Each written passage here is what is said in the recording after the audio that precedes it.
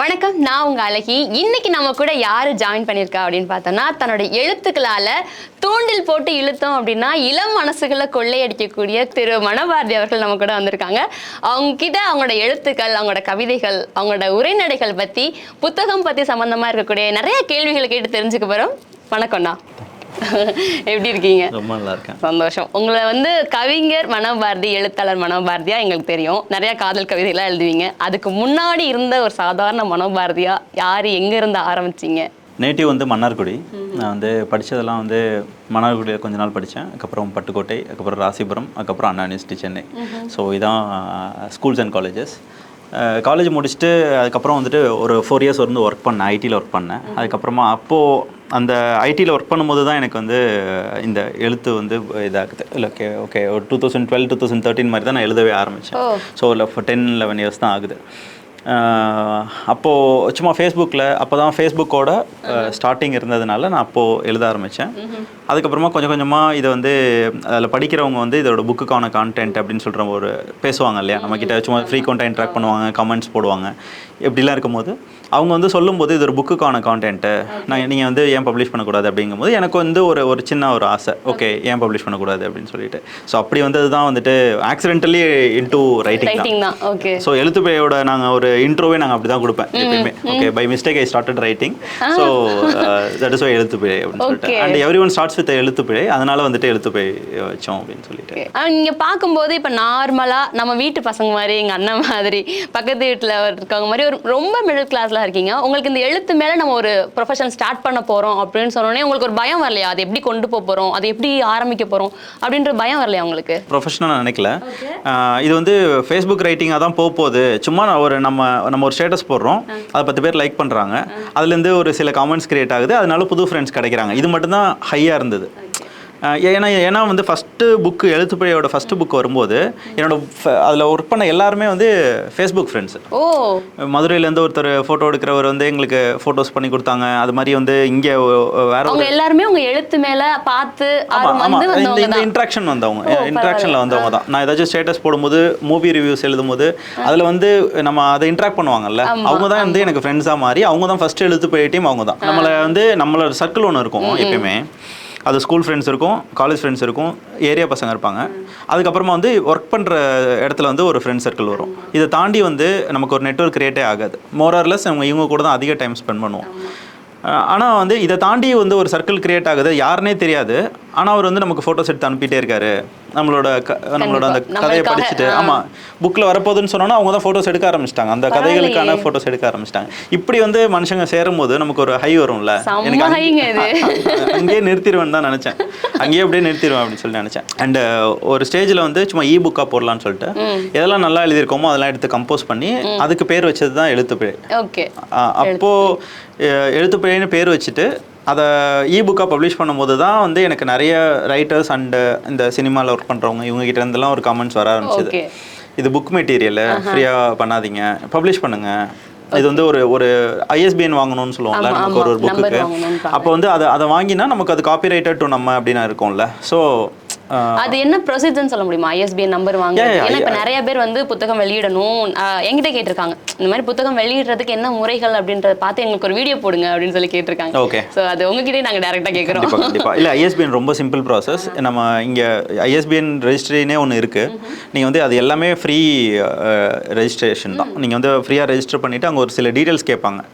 என்ன மாதிரியான புக்கு, கவிதைகளா இல்லை கதைகளா இல்லை எப்படி என்ன அப்படிங்கிற மாதிரி கேட்கும். ஆத்தர் நேமு, யார் பப்ளிஷ் பண்ணுறாங்க, என்ன மாதிரி திங்ஸ் யூஸ் பண்ணுறீங்கன்னு சொல்லிட்டு நம்ம எல்லா புக்லேயும் செகண்ட் பேஜ் ஒன்று வச்சுருப்பாங்கல்ல, காப்பிரைட்டட் இது அந்த எத்தனாவது பதிப்பு என்னன்னு சொல்லியிருக்கோம்ல, இந்த டீட்டெயில்ஸ் என்டர் பண்ணாலே ISBN எடுத்துக்கலாம். ரொம்ப சிம்பிள் ப்ராசஸ். ஓகே, இப்போ மனோபாரதி அப்படின்றவங்க காதல் நாயகனாகவே இருக்கிறீங்களே, எதுக்காக இந்த காதல் கவிதையிலாவே தொடர்ந்துட்டு எனக்கு ஏன் இந்த பிம்பம் விழுந்துச்சுன்னு எனக்கும் தெரியல. இல்லை, கண்ணம்மா அண்ட் மிட்டாய் பயல்னு ஒரு 2 கவிதை தொகுப்பு இருக்குது எழுத்துப்பிழை சீரீஸில். அந்த 2ம் தான் பெரிய ஹிட். அது பெரிய ஹிட்னா அதுக்கு நான் சொன்ன கதைகள் அப்படி. கண்ணம்மா ஒரு பையன் பொண்ணுக்காக எழுதுகிற கவிதைகள் இருக்கும். அந்த கவிதைகளுக்கு நாங்கள் ஒரு புக்குக்கும் ஒரு கதை ஒன்று வச்சுருப்போம். ஓகே, இப்போ ஒரு டீ சாப்பிடலாமா இருக்குன்னா சொல்கிறேன். ஸோ டீ சாப்பிடலாமாக்கு ஒரு எப்படி அது இந்த புக்குக்கு அரைவானோ எப்படி இந்த மாதிரி ஒரு ஸ்ட்ரக்சரில் எப்படி நாங்கள் வந்து டிசைன் பண்ணோம் அப்படின்னு ஒன்று இருக்குல்ல, அதே மாதிரி கண்ணம்மாவுக்கு ஒரு கதை இருக்கு. கண்ணம்மாக்கான கதை என்னன்னா, லைக் வந்து ஒரு பக்கத்துக்கும் கலர்ஸ் இருக்கணும். ஓகே, இப்போ வந்து நாங்கள் பசங்க இருக்கோம்ல, இப்போ பசங்களுக்கு ஒரு செட் ஆஃப் கலர்ஸ் தான். அவர் ஒரு ப்ளூ ஷர்ட் போட்டிருக்காரு, நான் ஒரு ஒயிட் ஷர்ட் போட்டிருக்கேன், ஒரு பிளாக் பேண்ட் போட்டிருக்கேன், ஒரு ஜீன் போட்டிருக்கோம்னா இதுக்குள்ளே அந்த கலர்ஸ் முடிஞ்சிடுது. பொண்ணுங்களுக்கு அப்படி கிடையாது. ஸோ அவங்களுக்கு வந்து கலர்ஸ் தான் ஜேர்னி.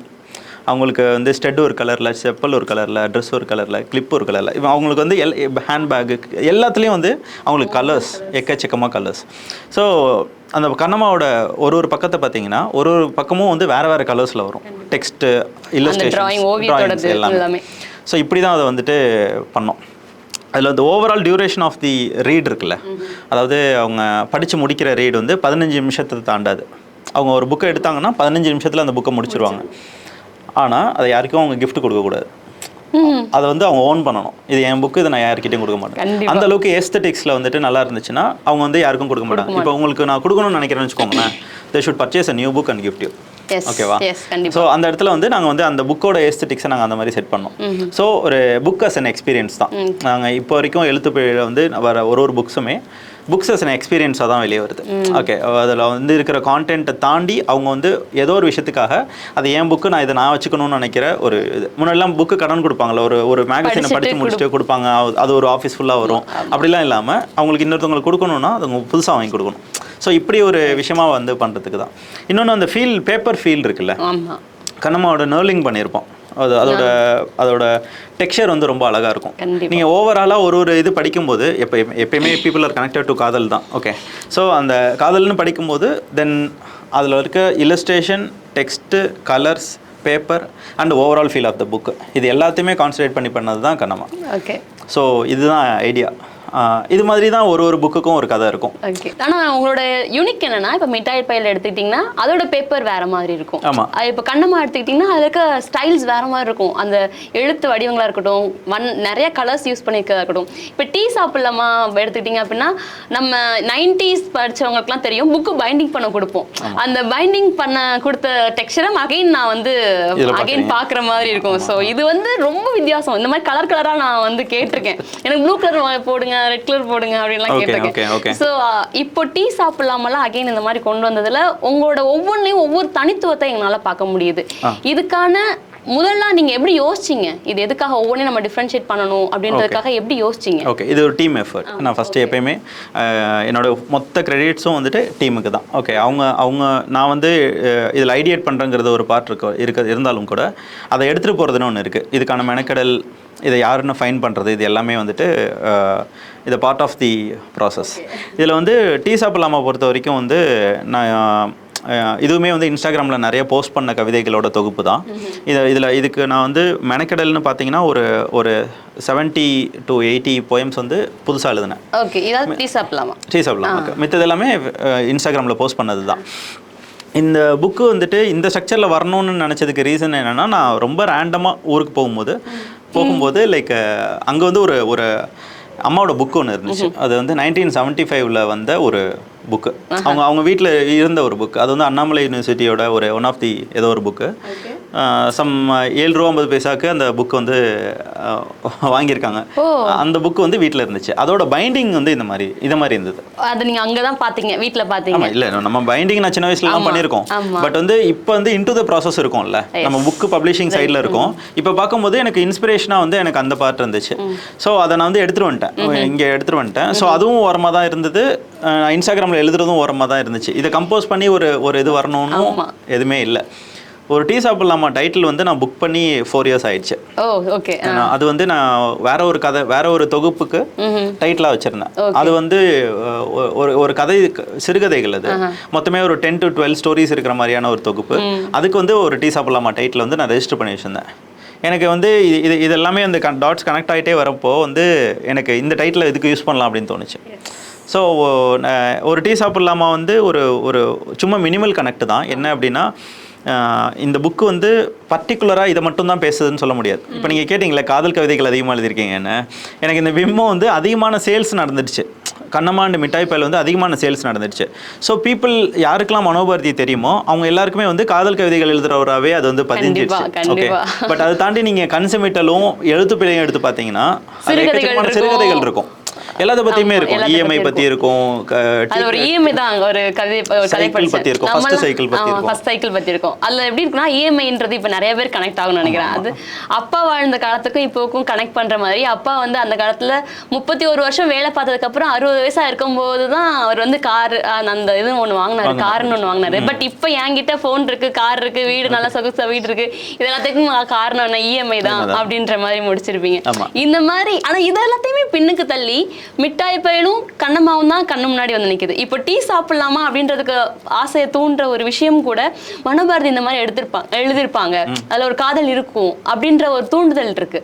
அது எப்படி பாக்குறீங்க? கண்டிப்பா இருக்கும், கண்டிப்பா இருக்கும். நான் வந்து இப்பயும் சொல்றேன், 246 போயம்ஸ் எழுதணும் அதுக்கு. ஓகே, எழுதினேன் இதில். இது அதுக்கப்புறமா வந்து அது வந்து 130 கிட்ட குறைச்சிட்டேன். ஹாஃப் வந்து நம்ம குறைச்சிடலாம் அப்படின்னு சொல்லி வந்தாச்சு.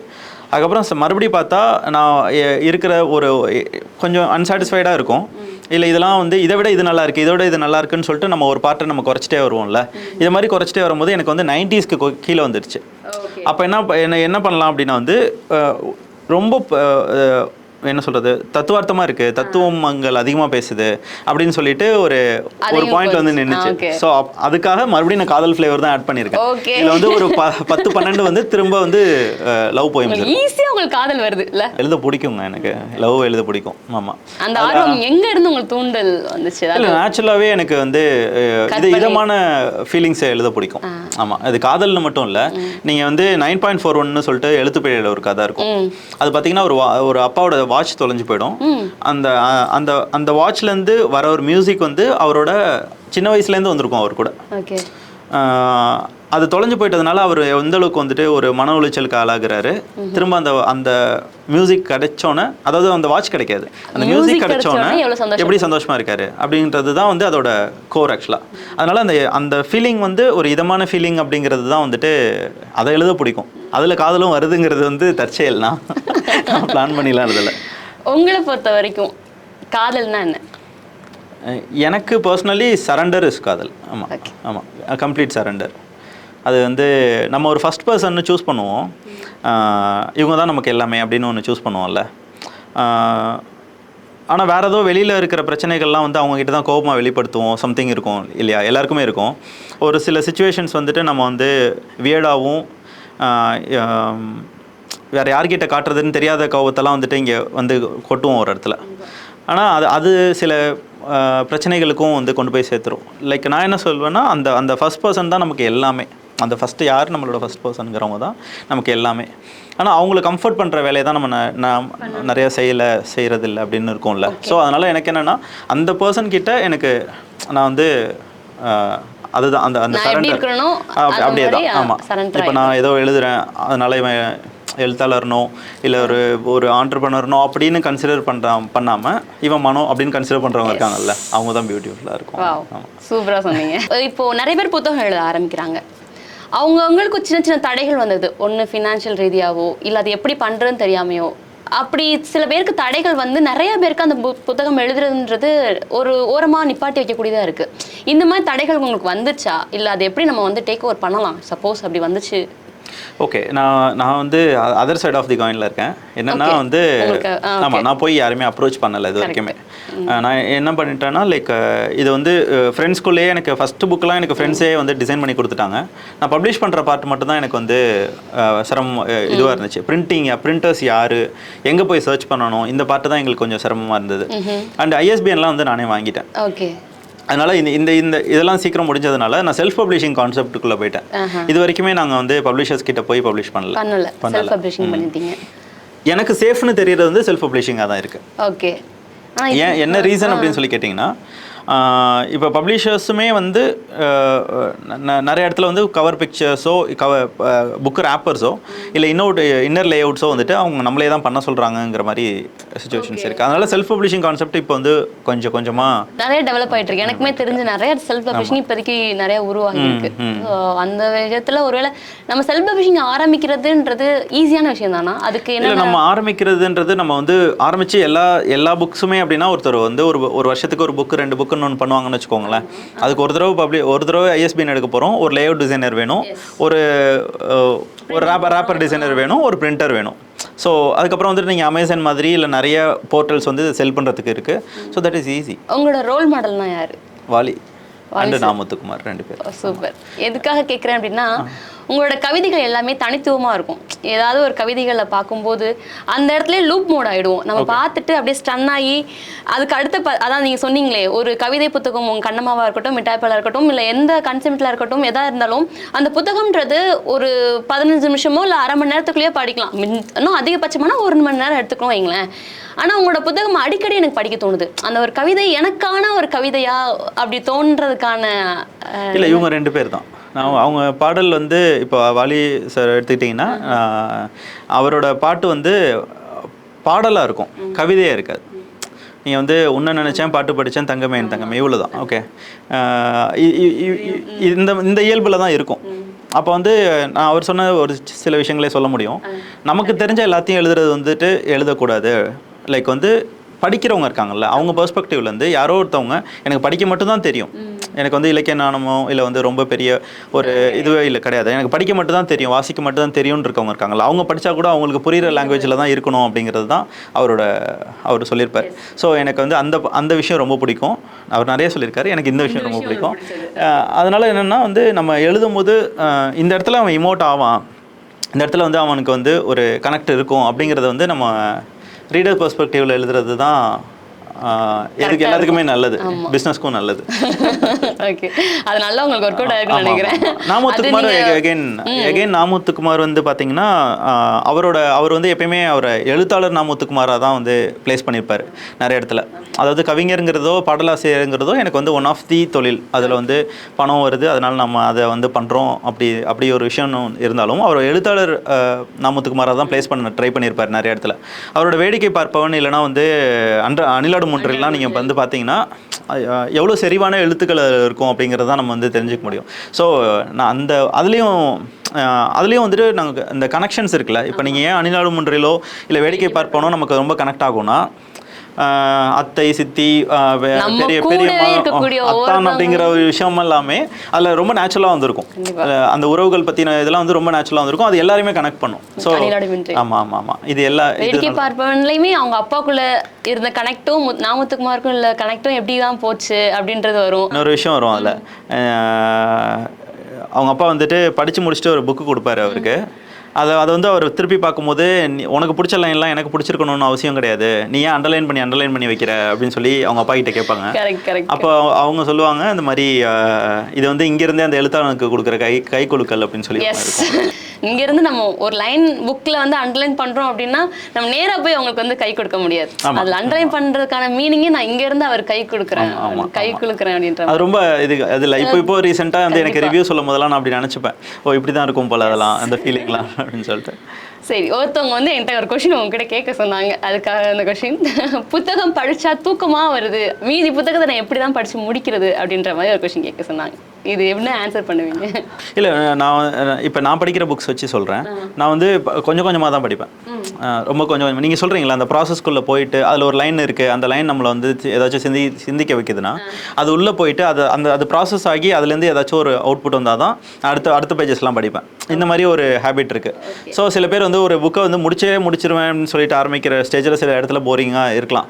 யாரோ இப்போ ரீசெண்டாக ஒரு டீ சாப்பிட்லாமா லான்ச்சில் சொன்னாங்க, சில பக்கங்கள் வந்து போர் அடிச்சதுன்னா அந்த புக்கே அதுக்கப்புறம் அவங்க தொடமாட்டாங்க இப்படின்னு ஒன்று சொன்னாங்க. இன்னைக்கு வரைக்கும் நான் நாவல் எழுதாதுக்கு ரீசன் வந்து அதுதான். எங்கேயோ ஒரு இடத்துல நம்மளால் அதை மேனேஜ் பண்ண முடியாமல் போயிடுமோ, ஏன்னா ஒரு 2 கேரக்டர்ஸ் 3 கேரக்டர்ஸ் 5 கேரக்டர்ஸ் வச்சு நம்ம இவங்களுக்குள்ளே நடக்கிற கதைகள் தான் அப்படின்னு சொல்லிட்டு ஒரு புக்கில் பண்ணும்போது மூவி வேறு, மூவி வேறு, அது மியூசிக் எலவேட் பண்ணி கொடுக்கும், ஓட்டி விட்டா பார்த்துருவோம். லைக் அதை வேறு ஃபேக்டர்ஸ் வந்து அதை எலவேட் பண்ணி கொடுக்கும். புக்குங்கிறது வந்து நீங்கள் படிக்கிறது தான் லாங்குவேஜ், நீங்கள் புரட்டுறது தான் இது, உங்களோட கன்வீனியன்ட் டைமிங்ஸில் தான் நீங்கள் அதை பண்ணுவீங்க. அப்படின்னு இருக்கும்போது எங்கேயோ ஒரு இடத்துல போர் அடிச்சதுன்னா அந்த புக்கை தொட மாட்டாங்க அப்படின்னு சொல்லிட்டு இருக்குது. பட் வாசிக்கிறதுக்குன்னு சொல்கிறது வந்து இன்ட்ரெஸ்ட் தான் பேசிக்லி. அதை வந்து அவங்க முடிக்கணும்னா லைக் அது அது அது அந்த சுவாரஸ்யத்தை வந்து அந்த புக்கு கொடுத்துருச்சுன்னா கண்டினியூஸாக படிச்சிருவாங்க. நாங்கள் வந்து புக் அஸ் அன் எக்ஸ்பீரியன்ஸ்னு நான் ஃபஸ்ட்டில் ஒரு விஷயம் சொன்னேன்ல, நாங்கள் அதை தான் பண்ண ட்ரை பண்ணிகிட்ருக்கோம். ஒரு நிறைய பேர் வந்து ஃபஸ்ட் டைமர்ஸாக புக் எடுத்து படிப்பாங்கல்ல, அவங்களுக்கு எழுத்துப்பிழை சீரீஸில் எந்த புக்கை வேணால் ரெக்கமெண்ட் பண்ணலாம், கண்டிப்பாக பண்ணலாம். அதை வந்து எடுத்து அவங்க படிக்கலாம் அப்படிங்கிற ஒரு விஷயத்தை தான். இப்போது சில இடத்துல வந்து சொல்லுவாங்க, ஒரு வாசகனும் அவனுக்கான எழுத்தாளரை வந்து தேர்ந்தெடுத்துப்பாங்க அப்படின்னு சொல்லிட்டு. ஸோ இப்போ சில பேர் வந்து இந்த லாங்குவேஜில் படிக்க ஆரம்பிச்சிட்டாங்க. நீங்கள் சொல்கிறீங்கல்ல, இந்த கனெக்ஸ்ட் வருது எழுத்துப்பிழை சீரீஸில் எது படித்தாலும் இந்த லாங்குவேஜில் படிக்க ஆரம்பிச்சிட்டாங்க அப்படின்னா இவங்களுக்கு அடுத்தது யாருன்னு தேட ஆரம்பிச்சிருவாங்க. இவருக்கு அடுத்தது யார், அடுத்தது எந்த புக்ஸை படிக்கலாம் அப்படின்னு தேட ஆரம்பிச்சிருவாங்க. ஸோ ஒரு இக்னைட்டர் மாதிரி தான் நான் பார்க்குறேன். எனக்கு ஒருத்தவங்க தெரிஞ்சவங்க இருக்காங்க, அதாவது மனோபாரதியோட எழுத்தை மட்டுமே தேடி படிக்கக்கூடிய ஒரு பர்சன். அவங்க வந்து இப்போ வேற புத்தகம் போறோம்னா மனோபாரதி அளவுக்கு வருமா அப்படின்னு கேட்குற அளவுக்கு இருக்கு. இப்போ மனோபாரதி அடுத்த புத்தகம் எப்போ வெளியிட போறீங்க டீ சாப்பிடலாமாக்கு அப்புறம்? இல்லை, எனக்கு அந்த மாதிரி பிளான் பண்ணியிருந்ததா இருந்துச்சுன்னா நான் வருஷம் 2 புக்கு விட்டுருவேன். பட் அப்படி ஒரு பிளான்ஸ் இல்லை. ஏன்னா அது ஒரு எக்ஸைட்மெண்ட் வரும். இப்போ நான் சொன்னேன்ல, வீட்டுக்கு போனேன், அந்த புக்கை பார்த்தேன், இங்கே நான் கொஞ்சம் எழுதி வச்சுருக்கேன், அதுக்கப்புறம் டைட்டில் ரெஜிஸ்டர் பண்ணி வச்சுருக்கேன், இதெல்லாம் கம்பைன் பண்ணி ஒரு புக்கை கொண்டு வாங்க அப்படின்னு சொல்லிட்டு. ஸோ டீ சாப்பிடலாமா நடந்தது ஆக்சிடென்ட் தான். நாங்கள் வந்து ஒரு 2-3 மந்த்ஸ் முன்னாடி பேசிகிட்டு இருந்தோம். அப்போ வந்து இந்த புக்கை எடுத்துகிட்டு வந்தேன்ல, அம்மாவோட புக்கை எடுத்துகிட்டு வந்தேன். அதில் வந்து உள்ள ஒரு விண்டேஜ் ஃபாண்ட்ஸ் இருந்துச்சு. நம்ம இதுக்கு முன்னாடி வந்து மிட்டாய் பாயில் அந்த ஹேண்ட் ரைட்டிங் ஃபாண்ட்ஸ் யூஸ் பண்ணியிருப்போம். சரி, இதில் வந்து ஒரு ஃபாண்ட்டை வந்து புதுசாக பண்ணணும்னா நம்ம வந்து விண்டேஜாக ஒரு ஃபாண்ட் தேடணும். இப்போ விண்டேஜாக ஃபாண்ட் தேடும்போது எங்களுக்கு வந்து இந்த ஃபாண்ட்ஸ் எல்லாமே இருக்குது. இப்போ இருக்கிற இந்த மாதிரி லை வரும்ல, பழைய காலத்து லை வரும்ல, அந்த மாதிரி வரும்ல, இந்த மாதிரி யூஸ் பண்ணி இல்லை இதில் இருக்கு. ஸோ அதை வந்து பண்ணுனா ஃபாண்ட்லேயே கிடைக்குது. அப்போ நீங்கள் ஃபாண்ட் வேணாம், நம்ம இன்னொரு ஏதாச்சும் ஒரு தேடல் பண்ணலாங்கும் போது வந்து டைப்ரைட்டர் தமிழ் ஃபாண்ட் இருக்குல்ல, இதை எடுக்கலாம் அப்படின்னு சொல்லிட்டு எங்களுக்கு ஒரு தேடல் இருந்தது. இங்கே வந்து போய் நாங்கள் வந்து பழைய தமிழ் கைடுலாம் பண்ணுவாங்கல்ல, அந்த கம்பெனிஸை போய் பார்த்தோம். அவங்ககிட்டையும் டைப் ரைட்டிங் இல்லை. கோர்ட் வாசலில் வந்துட்டு டைப் பண்ணோம், அவங்ககிட்டையும் போய் பார்த்தோம், அவங்ககிட்டையும் ஃபாண்ட் இல்லை. இந்த டைப் ரைட்டரில் வந்து யாருமே இப்போ தமிழ் டைப் ரைட்டிங் பண்ணுறது இல்லை. ஸோ பாரிஸில் போய் பார்த்தோம், சைதாப்பேட்டை கோர்ட்டு போய் பார்த்தோம். அதுக்கப்புறம் சில கைடு இந்த டைப் ரைட்டிங்கோட ஃபாண்ட் வரதுக்காக நீங்க இவ்வளவு சுத்தி இருக்கீங்க. இது சுத்துவோம்ல, கிடைக்கல. அதுக்கப்புறம் மதுரையில் அந்த தமிழ் சங்கம்லாம் இருக்குல்ல, அவங்க பக்கத்தில் எங்கேயாச்சும் இருக்குமா அப்படின்லாம் சொல்லிட்டு தேடணும், அவங்க கிட்டேயும் இல்லை. ஸோ பழைய ஆட்களே வந்து அந்த கீஸ் வச்சில்ல. ஆமாம். அதுக்கப்புறம் தஞ்சாவூர்லேயும் தேடணும், தஞ்சாவூர்லேயும் கிடைக்கல. அதுக்கப்புறமா சிவகாசியில் வந்து கிடச்சிது. சிவகாசியில் எங்களோட பிரிண்டிங் ஒருத்தர் இருக்கார், அவர்கிட்ட வந்து இதை சொல்லியிருந்தோம், ரிக்குவயர்மெண்ட்டாக சொல்லி நான் ஒரு 4-5 கூகுள் ரெஃபரன்சஸ் எடுத்து அனுப்பிச்சிருந்தேன். அவர் போய் அதை பார்த்துட்டு ஒரு விருதுநகர் போய் பார்த்தாரு, மதுரை போய் பார்த்தாரு. அதுக்கப்புறம் சிவகாசிலே ஒருத்தவங்களை பார்த்து அவங்க பண்ணித்தரேன்னு சொல்லிட்டாங்க. அவங்ககிட்ட எனக்கு நிறைய ஒர்க்ஸ் இருக்குது, முடிஞ்சால் பண்ணித்தரேன்னு சொல்லிட்டாங்க. நாங்கள் வந்து அதுக்கான பேமெண்ட்ஸ் எல்லாமே பேசி ஓகே இதை பண்ணி கொடுங்க, எவ்வளோ ஆனாலும் பரவாயில்ல, லைக் இது வந்து வேணும், இப்படி தான் வேணும் அப்படின்னு சொல்லிட்டு அவங்க புது ரிப்பன் போட்டு புது கீஸ் வச்சு அடிச்சு லைக் ஒரு சாம்பிள் வந்து ஒன்று அனுப்பிச்சிருந்தாங்க. அங்கேயே ஃப்ரீஸ் ஆயிடுச்சு. ஓகே, ஒரு டீ சாப்பிடலாமா, இப்படி தான் வருது அப்படின்னு சொல்லிட்டு. மெனக்கடல் பாத்தீங்களா? நீங்க நினைச்சீங்கன்னா அது நார்மலா ஒரு டெக்ஸ்டா அடிச்சு போயிடலாம், நார்மலா ஒரு பிரிண்ட் போட்டு கொடுத்துடலாம். ஆனா நீங்க ஒவ்வொரு புத்தகத்துக்கும் புது புது மெனக்கடல்கள். இல்ல, இது டீம் தான். நான் வந்து இதை நான் இப்படிதான் வேணுங்கிறது கேட்கறது இருக்குல்ல, இதுக்கு வந்து இதை செஞ்சு முடிச்சிடலாம்னு அவங்க எடுக்கணும். அதை இவன் இதுல எல்லாம் பண்ண மாட்டானா அப்படின்னு அவங்க நினைச்சிட்டாங்கன்னா முடிஞ்சது எல்லாம். ஆமா, கண்டிப்பா கண்டிப்பா கண்டிப்பா. என்னோட இப்போ இருக்கிற 5 புக்ஸுமே மணவாளன் அப்படின்னு சொல்லிட்டு என்னோட டிசைனர் தான் பண்ணியிருக்காங்க. he is part of my entire journey இது வரைக்குமே அப்படின்னு சொல்லிட்டு எங்களோட வாழ்த்துக்கள் உங்களுக்கு. சொல்லிடுறேன். அவர்கிட்ட வந்து என்னன்னா இதை டைப்ரைட்டர் போகணும்னு சொன்னது வந்து என்னோட ஐடியா தான். இதை நான் வந்து சொல்லி இது இப்படி தான் வேணும்னு சொல்லி எல்லாத்தையுமே அவர் அந்த சிவகாசியில் இருக்கவர் வந்து போய் இந்த பர்சனை பிடிச்சி இது எல்லாத்தையும் பண்ணிட்டார். ஒரு சாம்பிள் போட்டு அனுப்பிச்சிட்டாரு. நாங்கள் இங்கே ப்ரூஃப் ரீட்லாம் முடிச்சு அவங்களுக்கு அனுப்பிச்சிட்டோம். அவங்களும் வந்துட்டு அந்த ரிப்பன் போட்டு ஃபுல்லாக வந்து டைப் பண்ணி எங்களுக்கு அனுப்பிச்சிட்டாங்க. இதையும் நாங்கள் ஸ்கேன் பண்ணி எடுத்து வச்சு ஓரளவுக்கு டிராஃப்ட் பண்ணிட்டோம். ஆனால் வந்து அந்த கம்ப்ளீஷன் மட்டும், ஒரு பேஜுக்கான கம்ப்ளீஷன் மட்டும் கிடைக்கவே இல்லை. அதுக்கப்புறம் அதுக்கு ரெஃபரன்ஸ் நாங்கள் பார்க்கும்போது எதை ரெஃபரன்ஸாக எடுத்தோம்னா பழைய பாட்டு புக்ஸ் இருக்கும்ல, கம்ப்ளீஷனா அதை சொல்றீங்க. அதாவது அந்த புக்குக்கான ஒரு பேஜ் வந்து இப்படி தான் இருக்கணும்னா எங்கேயோ பிளாங்கா இருக்கு, ஏதோ உங்களுக்கு இடிக்குது, இன்னும் ஏதோ இது குறையுதே அப்படின்ற மாதிரி தோணி இருக்கு. இவ்வளவு தூரம் அலைஞ்சுமே உங்களுக்கு ஓகே இது அலையிறதுனால எல்லாமே நடந்துராது. ஃபர்ஸ்ட் அத நமக்கு அந்த ஃபீல் வரும், அந்த ஈடுபாடு ஆர்வம் எல்லாமே உங்களுக்கு இருக்கிறதுனால தான் அந்த மெனக்கடை உங்களுக்கு வந்து ஒரு புது நல்லா இருக்கு நம்ம பண்ணலாம் இந்த ஒரு விஷயம் புக்கு வெளியிட போறதுனால ஒரு முழு மனசோட நீங்க பண்றீங்க இல்லையா, அப்போ உங்களுக்கான சக்சஸ் அது கண்டிப்பா கிடைக்கும். இது வந்து ஒன் டைம்னு பண்றது எல்லாமே சிறப்பா பண்ணிடணும். எனக்கு ஒரு இந்த மாதிரி ஒரு விஷயம் இருக்கு. இவ்வளோ மெனக்கெட்டு இந்த கவிதை மூலமா இருக்கட்டும், உங்களோட கதைகள் மூலமா இருக்கட்டும், உங்களோட வாசகர்களுக்கு இவ்வளோ பண்ணணும்னு நினைக்கிறீங்களே, எந்த விஷயத்தை கொண்டு போய் அவங்க கிட்ட சேர்த்தா நல்லா சேர்க்கணுன்றக்காக இவ்வளோ பண்றீங்க? இல்ல அவங்க நான் வந்து என்னோட புக்ஸ் வந்து காஸ்ட்லி, நான் இதை சொல்லிடணும், சொன்னாங்க எல்லாருமே சொன்னாங்க என்கிட்ட. ஆனா நான் அப்படி நான் காஸ்ட்லி நினைக்க மாட்டேன். ஏன்னா எனக்கான ஒரு என்ன சொல்றேன், ஒரு கம்ஃபர்ட் அதுல கிடைக்குது. எனக்கு பிடிச்சமான ஒரு விஷயம் அதுல கிடைக்கும் போது அது எவ்வளவு ரூபாயா இருந்தாலும் நம்ம வாங்குவோம்ல, அது ரூபாயும் நான் பார்க்க மாட்டேன், அது எனக்கு நிம்மதி தருது, எனக்கு ஒரு அன்பை தருது அப்படின்ற மாதிரி ஃபீல் பண்ணுவேன். அது எதுக்காகன்றது நீங்களே இல்ல உண்மையிலேயே வந்து சொல்லணும்னா இது காஸ்ட்லி. ஓகே, ஒருத்தவங்க வந்து நார்மலா ஒருத்தவங்க வாங்கும்போது ஒரு 300-350 ருபீஸ் வர புக் வந்துட்டு, அதுவும் தமிழ் புக், இப்படி ஒரு டேக் வச்சுக்கோங்களேன்.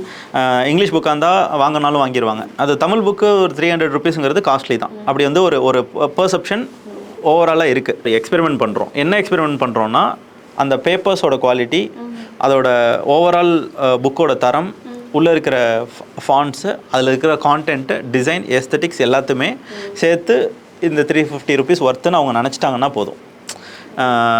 இந்த பார்ட் வந்து நாங்கள் கொஞ்சம் கான்ஷியஸாக தான் பண்ணுறோம். நம்ம இவ்வளோ போட்டு எடுத்துகிட்டு வரோம், இவ்வளோ எஃபர்ட்ஸ் போட்டு இதை எடுத்துகிட்டு வரோன்னா இட் ஷுட் பி ஜஸ்டிஃபைடு.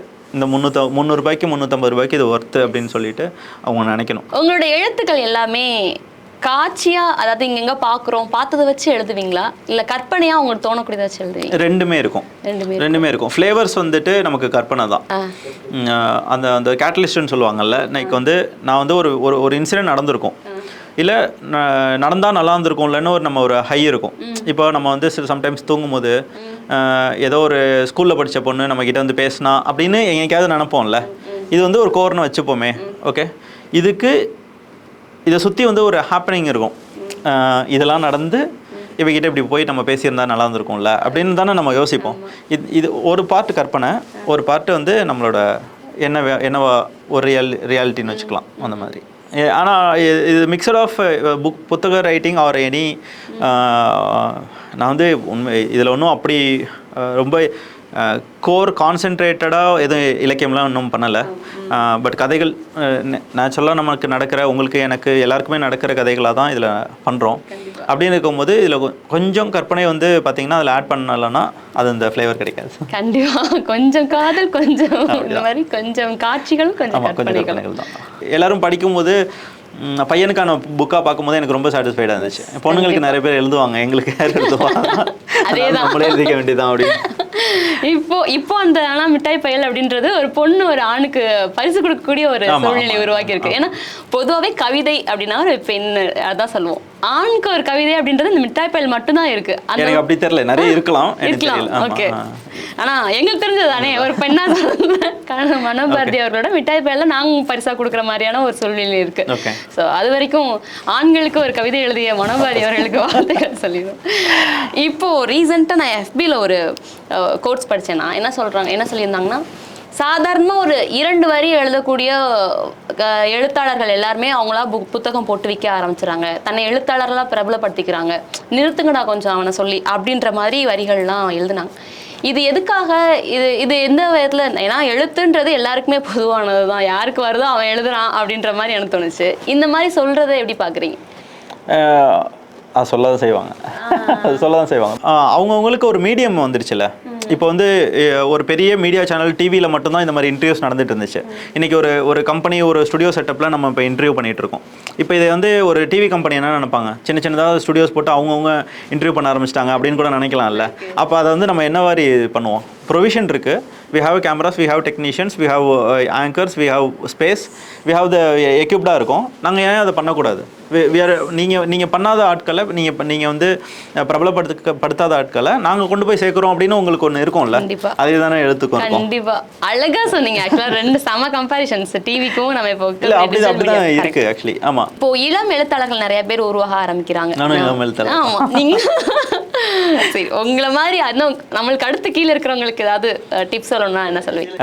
எனக்கு என்னன்னா ரொம்ப கிளியர் தாட்ஸோட தான், கிளியர் விஷனோட தான் யங்ஸ்டர்ஸ் இருக்காங்க. ஓகே, அவங்களுக்கு வந்து இதை நான் சும்மா செஞ்சேன், இதனால எனக்கு வந்து எந்த ஒரு ரிட்டர்ன்ஸும் வேணாம் அப்படிங்கிற மாதிரி ஒரு ஸ்ட்ரக்சர்லலாம் இல்லை. எல்லாருமே தெளிவாக அவங்க பாதையில் வந்துட்டு போக ஆரம்பிக்கிறாங்க. ஸோ எனக்கு நான் சொல்கிறதுக்கு எதுவுமே இல்லை ஆக்சுவலி.